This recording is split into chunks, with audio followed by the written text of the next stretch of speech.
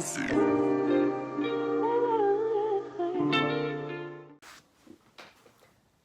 Hi! Oh my god, I can't believe I'm actually filming a video. Hi guys, thank you so much for coming in to this video. I've been trying to start YouTube for like the longest while, but like every time I go to film a video, something's always coming up. That's the life of being busy. Anyway, hi guys, thank you so much for coming to watch this video. Basically, today is really just a testimony. I feel like when God gives you a testimony, you shouldn't be quiet about it. Like, you should be shouting that on the mountaintop, you know what I mean? So that's basically what it is about today, because like I am so grateful and thankful to God for everything that He has done in my life, because being here alone is all thanks to Him and for everything that He has done. So basically, what you can tell from the title, it's entitled Meet Me. Who am I know, like, I have like 2 videos on my channel, and that's like me dancing in church and stuff.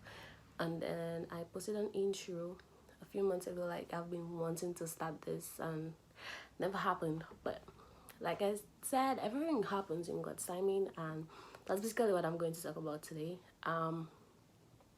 In 2018, after completing high school, I always wanted to further my studies.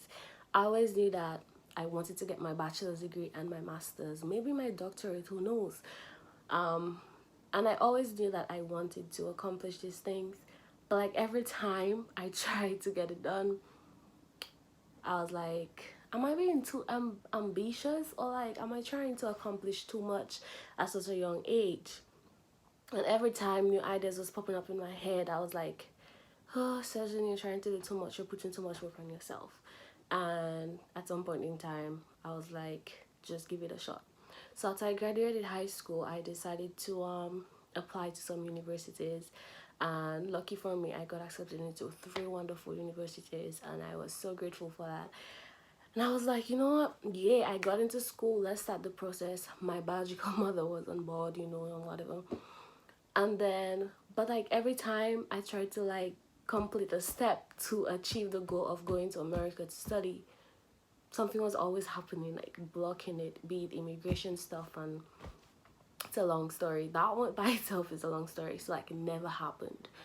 And I reached that point where I was like, okay, I'm gonna just give up on this. And my older sister was like, so then I always told her like go to Dominica State College and whatever. I was like, I didn't want to go to Dominica. She was like, it will be better for you. So if you go to the Dominica State College, do your 2 years, and then after you can go to the States and study. To me, that was like, whatever. But I was so happy that, you know, that I had people there in my corner to like encourage me and stuff, because I'm the type of person, like, if I try to do something that doesn't accomplish, my mind literally just be like shut down and be like negativity. It's like filled with negativity. I'm like, okay, I'm gonna give up. I'm not gonna be go and study. I'm gonna just go to the American State College, do my 2 years, and end this, and and whatever. But what happened was I ended up going to Dominica State College. I did my 2 years, did my associate's degree in English literature and mass communication. And now looking back, I'm like, I'm so thankful that I actually did that, because I'm coming to that part. So I did my associate's degree. I continued with life, and I started working in Dominica and stuff like that. And then I was like, yeah, you know what, I'm working. I don't care about finishing my studies right now. But then like my biological mother is living in the States, and she was like, well, am I not thinking of doing my pursuing my studies more? And I was like, well, I don't know, I tried it before, it didn't work out. And it's like, that's the thing, because every time I try something, it doesn't work out. I'm like, I shut it down for like God knows when. So I was like, I tried it before, it didn't work out, why am I going to do it again? And then she was like, you never know, do it. I was like, nah, I'm not gonna do it. So my adopted mother was like, I spoke to her, and I was like, here are some opportunities that are coming for me and whatever. And she was like, what? You're not taking that opportunity. You should go ahead and do that. I was like, do I really want to do it? She was like, you know how many people would kill to have an opportunity like this in front of them, having someone in the States and having all these things and being able to go over there and study. And then I was like, but this happened before and that's gonna happen. Or no. She was like, you never know and whatever. So I was like, all right, we're gonna give this a shot. Actually, we're gonna really, really give this a shot. So I'm back. I applied to all the school I applied to before. Basically, I think one of the good things was that I actually, all I did was like write a letter to like, I keep postponing my starting date too. So like I got accepted in 2018. I postponed the date to like the 2023, which is next year. And then I keep postponing dates. So all I did was with the international admissions office of some of the schools and whatever. It's like I got back my acceptance and all these things. And another thing is, one of the options I was actually looking up for me is getting a school that was in the states in which my mother resides. As much as I wanted to go to Liberty University, which is like my dream school, it's a Christian school, and I love everything that they do there. I had opportunities being cutting costs on education by actually having someone who lives close to a school in Florida. And that's all. I decided on the Florida Memorial University, and I also had a friend from Convent High School who actually goes to that school. So she told me a lot of good things about the school. So I was like, yeah, okay, that's the one. So I applied to Florida Memorial University, which was not on my list of the schools I applied to before. And I got in. I was shocked. I was like, okay, yeah, that's a good thing. I got in. I also added my adopted father's email, so he got the acceptance letter and everything. And like, we spoke about it and what I was going to do from then on. And from then, since the day I got accepted to FMU, everything else that happened, I really can't not lie. I have no idea how it happened because I saw God move in ways like I've never saw him move. And I think like that's one of the things about remaining steadfast and faithful in everything that you do.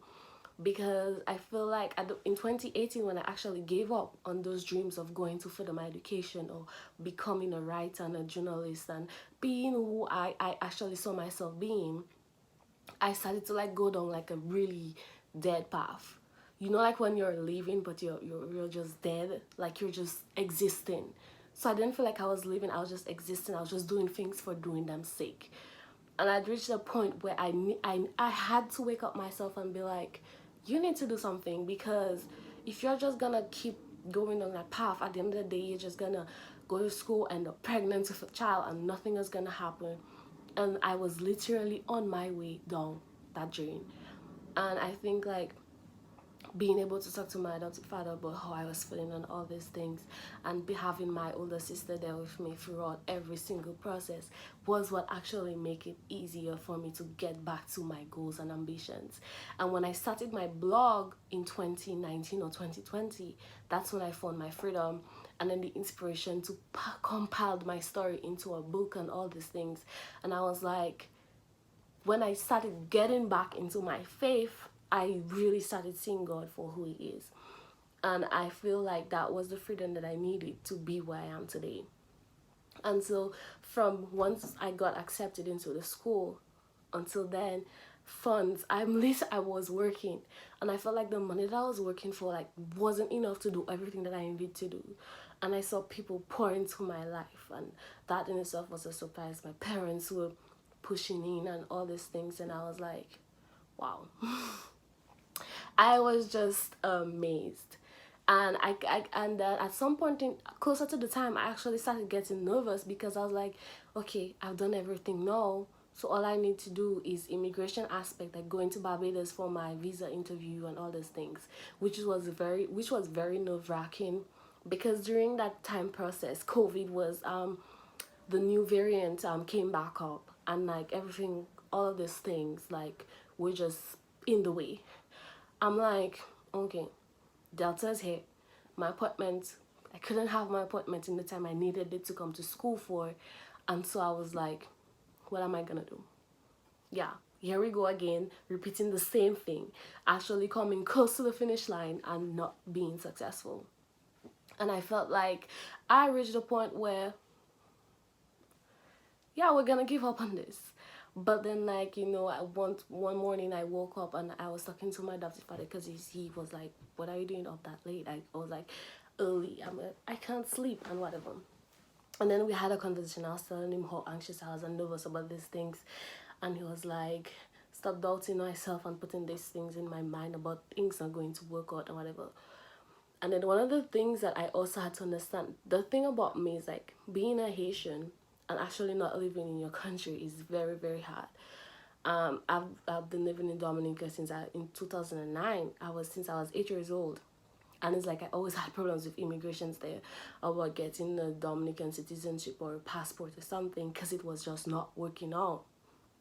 And I was like, to leave the country and go to another country for a visa, to go to another country again to further my studies and be what I know that I am called to be, is going to be a problem. And that's one of the things we do as Christians. But even as a human beings, we take the load of everything from outside, or things that are coming to our mind, and put it on ourselves, instead of letting it go into the hands of the person we trust and call our Father or Savior or Redeemer, and all these things.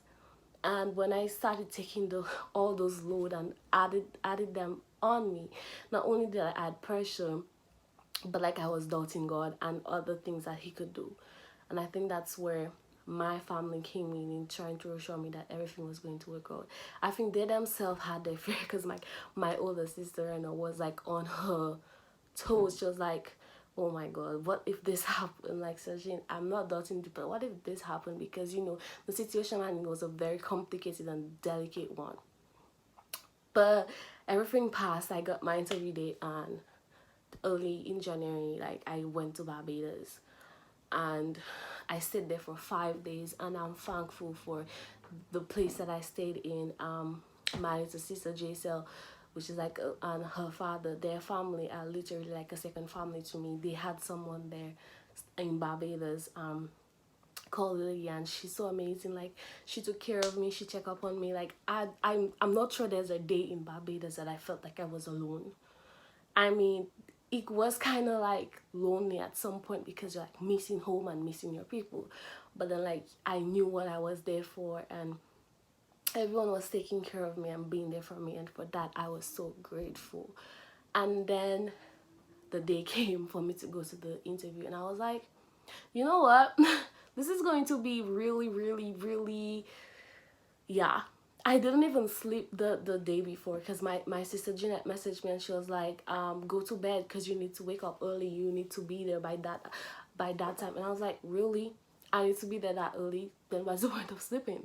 So, like, I didn't sleep over 1 a.m. I messaged her, and I was like, I'm up. And she's like, okay, well, that's too early, but okay. Don't fall back asleep. And I knew that, I wasn't going to fall back asleep. I arrived at the embassy, and they checked me. They took everything that they need from me that I couldn't go in with, and I did my fingerprints and everything. I literally went in front of the person that was interviewing me for my visa, and the lady literally watched me, and she was like the friendliest person I've ever met for the morning, because the security was kind of like, you know, and whatnot. So I was like, okay, she's Irie. So we laughed, we joked about stuff and whatever. And she literally only asked me 4 questions. And I was like, oh, that's all? Because when the interview ended, I was like, that's all? Is that all? Am I even getting this? And then she was like, would you like to wait for a visa here, or you are going back to Dominica? I was like, what? Like, please, you didn't even have to ask this, but like, just if you could give it to me now, like, I'd appreciate it. She literally said, come back on Tuesday for your passport. I was like, okay, cool. So that means I have to extend my stay for another 3 days. And that was, I was like, okay, well, we'll see what happens. And so I literally, when the taxi, the people that I was living with came to pick me up, and then I told her that, you know what, I'll need to extend my stay and whatever for an extra few days. Thank God my father provided me with like extra cash in case, this were to happen. And so I spoke to her. She was like, it's no problem and whatever, and that was okay. And I went home. I was happy that like everything worked out or whatever. I was literally on the phone with my sister Rena, and I was like, then I saw my phone ringing, so I was like, hold on a while, I'll call. Let me answer the phone. So then while I was talking to her, I answered the phone or whatever. I swear I couldn't move on the bed. I literally told her, you won't believe what just happened. She was like, what? I said, they literally just called me and told me to come for my passport. She was like, what? Yeah, she said they told me that it's ready to be picked up. I said, no, I can't move. I really can't move. Like, is this really happening? So it's like, all exciting and stuff. Whatever. And my lucky for me, my father was in the background and everything. I was excited and I was happy. And not only was I happy, but I was shocked. Shocked but also thankful. And lucky for me, my church at the time was on a 21-day prayer and fast, and my adopted mother decided to fast for like the whole week. Not only was I not home for that week, but it's like she knew the kind of pressure that I was on and how I was feeling about it, and she was like, you know what, we're gonna fast every day for this. And when I called her, she was like, there was a reason why I decided to fast whole day. She was like, the morning of my interview, she was actually nervous and all these things. Like, I had my church members and people praying for me, my close friends praying and believing for me and all these things. And even closer to even closer to me coming to Barbados, something happened. It's like I made my reservation like early in the year, because I was supposed to leave like in December. So I made my reservation like summer or like around that time. And then like the Sunday before the Monday I left to go to Barbados, I called the people to confirm to pick me up at the airport, and I started to get some issues about how they did not book me in that guest house and whatever, and all these things and whatever. And like I said, I was so grateful for the Tula family, because they called people up and whatever, and things were just working in place. And when I arrived at the airport, I literally had 2 people picking me up. And I was like, I had to make a choice as to where I wanted to go and whatever, and all these things. And so it's like, when I tell you that God is faithful, and like he literally is faithful, because like I've seen him moved in my life throughout this process, and to being able to get this thing, because like I had like a lot of naysayers in my ears, like even family members, my biological family members, when I was telling one of my cousins about one of the things I was doing, and she was like, well, I think you should wait until you get your Dominican passport, because with a Haitian passport you can't go anywhere, or you won't be successful, people will say. And I think like I also thought of it, because I'm like, the reputations that Haitians have now, if you go somewhere or you even ask for an opportunity to go to a different country, they're gonna think that you're going up there to stay and do things or bad things. And I was so happy I was not one of those people who did things illegally. I stayed faithful. I always believed and trusted God that he was going to bring me to where I saw he wanted me to be. And that's one of the things that happens when you are in a relationship with him, and that you trust him for who he is. And that's what I was so happy for and so thankful for, because he was like literally there every step of the way. Even when like I wanted to give up on this process, he was there. And I feel like this is my testimony. Like, my life in a whole is literally a testimony, because from my birth with complications and almost killing my mother and dying and all these things, and leaving Haiti at 8 years old and moving to Dominica in 2009, to wanting to go and study in 2018, to it only happening in 2022, literally is a testimony of God's call upon my life, and his faithfulness and his grace that keeps shining.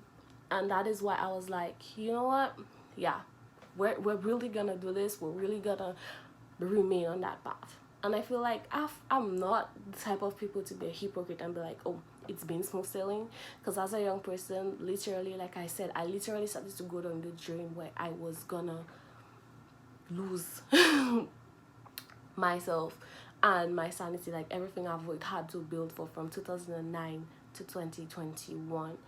And I feel like seeing at the time is very much easy to go into when you're doubting Christ, because I was like, if I'm asking for this and he said ask for it and he'll be given, and I'm not getting it, then what's the point? So I was like, I wouldn't say like starting to feel like I should backslide, but then like I literally going down the step of going into things that I was not supposed to be into, and getting into things that I wouldn't say regret, because everything that you do in life is a learning lesson, and for them I'm grateful because all these were learning moments for me. And I was literally so happy that I actually did those things or experienced those kind of things, heartbreaks and relationship failures, or if I had to name them, it would be too long, and I literally don't want this video to be too long because it's already very long. But in all this, I just want to let you guys know, like, God is so faithful, and you're not too young to like remain steadfast and trust in him.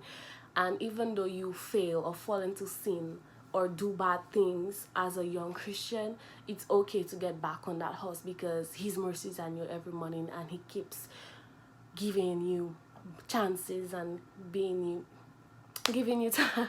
Like I feel like I'm talking too much. So then like he got all I'm saying is trust in God, and he literally comes through in ways you would never imagine. Like, God is amazing, and it's like I've only been here for a month now, and I'm loving it, because I've had opportunities like I wouldn't have if I stayed back home, and that is one of the things that God is actually showing me now. And I got a chance to attend events or do things, like stuff that I wouldn't imagine or see myself doing, and for that I'm grateful. So what's next for me? What's next for me is continuing on this path. I'm a senior at the Florida Memorial University. I'll be graduating next year, and then I'm continuing my master's, and also find a opportunities, all the opportunities that come with me. I am willingly open, like opening myself up to them, and actually taking part in everything that I can. Publishing my book, I literally got a publishing company who's interested in my work. They love the story as much as I love what God is doing in me. And so publishing the story, not just for publishing its sake, but like for knowing what it can do for other immigrant girls like me, the things that you have to go through as a raising up as an immigrant child in another country, and also having goals and dreams and knowing if you can accomplish them and whatnot. And also my non-profit work, like these things that I'm passionate about, and knowing what to put in them. So thank you for coming on this journey with me. Let's journey together, and I do hope that I can post another video and other stuff when I am free. And I really don't have much time because I'm really doing a lot at the moment, but I knew I wanted to get this testimonial up, because without God, really and truly, I don't think I wouldn't be here. I don't think I would be here. Not just God, but like having a supportive family, like my father, my mother. My mother is actually my magical mother, my adopted mother, my sisters, like my siblings are literally everything. They've really supported me through that journey, and I'm very proud of what I'm doing, and I'm also very proud of everything that I'm accomplishing so far. And my church family members who prayed and stayed with me, Eunice, Masha, the bullying, like members of the ushers ministry who I'm very close with. And it's like sometimes like when you're doing things you don't want to tell people, so that you do it in silence, but there are a few people that I knew I needed to tell, because I needed that prayer team with me, or that people, and they in the ushering ministry, these four people were like really close to me, and I was so glad to have them on board. We actually even had like Zoom prayer meeting, and they prayed because they wanted to know what was going on in each of us lives, and prayed for success in everything that we do. And I think having a prayer family or a church who prays, or a family who prays, literally gives you not just encouragement, but helps you go stronger and do the things that you need to do. So I do hope to find you back here when I do have a next video, and I promise it will be shorter, because this is just a testimony that I needed to get out there. But hopefully any other videos that I do will be shorter. I promise will be shorter. And so thank you so much. I do hope that you like this video, comment, subscribe, and I do hope to see you back here whenever I post something else. Who knows, might be soon. Thank you so much.